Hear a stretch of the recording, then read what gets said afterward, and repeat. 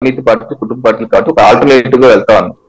So మేము ఇప్పుడు వరకు దానికే కట్టుబడి ఉన్నాం. మధ్యలో మారింది జనసేన, సరే వారి స్వతంత్ర పార్టీ, వారి ఇష్టం, వారు అనౌన్స్ చేశారు, ముందుకు వెళ్తున్నారు, ఓకే. అదే మేమైతే అదే ఆలోచనలో ఉన్నాం.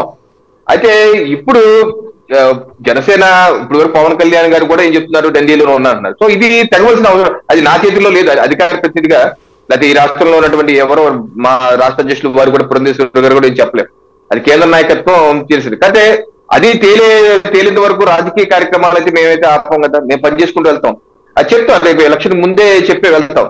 సో ఆ యొక్క స్పష్టత ఇచ్చే మేము వెళ్తాం సాయి గారు. అలాగే మేము భారతీయ జనతా పార్టీ ఇప్పుడు వరకు పొత్తులో రాకుండా వేరే పార్టీ నాయకులు, ఏ స్థాయి నాయకులైనా సరే మీటింగ్లు పెట్టుకుని బీజేపీ మాతో వచ్చేస్తుందని చెప్పడం ఎంతవరకు కరెక్ట్, వారి స్థాయిని వారిని తగ్గించుకుంటాం కాదా అని చెప్పి నేను అవుతాను మీ ఛానల్ ద్వారా.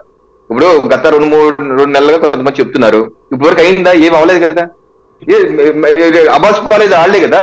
మేము 1-10 సార్లు చెప్తున్నాం, మేము అన్ని స్థానాలకు సంసిద్ధంగా ఉన్నాం, పొత్తులు ఎత్తు కేంద్ర నాయకత్వం చూసుకుంటుంది. అయితే పొత్తునైతే అప్పుడు మా 3 పార్టీలు వారిని కూర్చోబెట్టి చెప్తారు.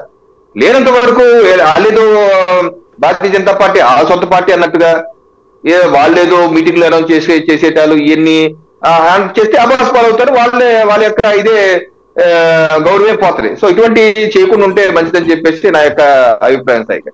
రైట్. ఇక్కడ పురుషోత్తం రెడ్డి గారు, ఇందులో ప్రధానమైనటువంటిది ఈ ఆల్టర్నేటివ్గా భారతీయ జనతా పార్టీ ఇప్పుడు కాపు రామచంద్రారెడ్డి లాంటి వాళ్ళు నిన్న కలిశారు.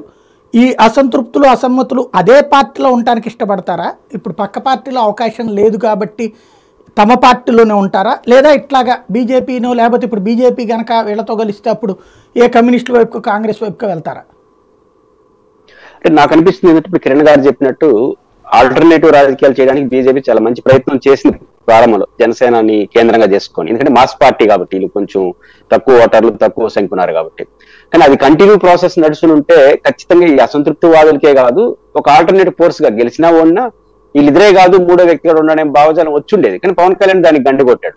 కానీ బీజేపీ తప్పు అనగానే రాజకీయంగా రాంగ్ స్టెప్ ఏంటంటే ఇంకా ఆల్టర్నేటివ్ అనడానికి బీజేపీ స్కోప్ లేదు. ఎందుకంటే మీ ఆల్టర్నేటివ్ గా మీతో ఉన్న వ్యక్తి వెళ్ళిపోయిన తర్వాత వెళ్ళిపోయిన ఆయన హక్కు కావచ్చు, కానీ ఇంకా మా ఇంత సంబంధం లేదు, ఆయన రాలేదు, మా పార్టీకి మేము పోతాం ఆల్టర్నేటివ్ అని అంటే ఇంకా బీజేపీ చెప్పే ఆల్టర్నేటివ్ విలువ ఉంటుంది. ఆ స్టాండ్ తీసుకోకుండా ఆయన వెళ్ళిపోయిన తర్వాత కూడా ఇంకా ఆయన అనడం, మీరు కాదనడం, చర్చలు జరుపుతున్నప్పుడు ఆటోమేటిక్ ఏమవుతుంది, ఇంకా ఆల్టర్నేటివ్ అనేది సీన్ పోయింది. ఇంకా జగన్ వ్యతిరేకులు ఈ 2 గానీ మిగిలిపోయింది రాష్ట్రం. ఇది మంచిది కాదు. నిజానికి 3 ఆల్టర్నేటివ్ ఉంటే కూడా మంచిది. అది బీజేపీ ప్రయత్నించింది, కానీ కంటిన్యూ ప్రాసెస్ లో చేయలేకపోవడం వల్ల ఆ అవకాశాలు లేవు. మీరు అన్నట్టు ఇక్కడ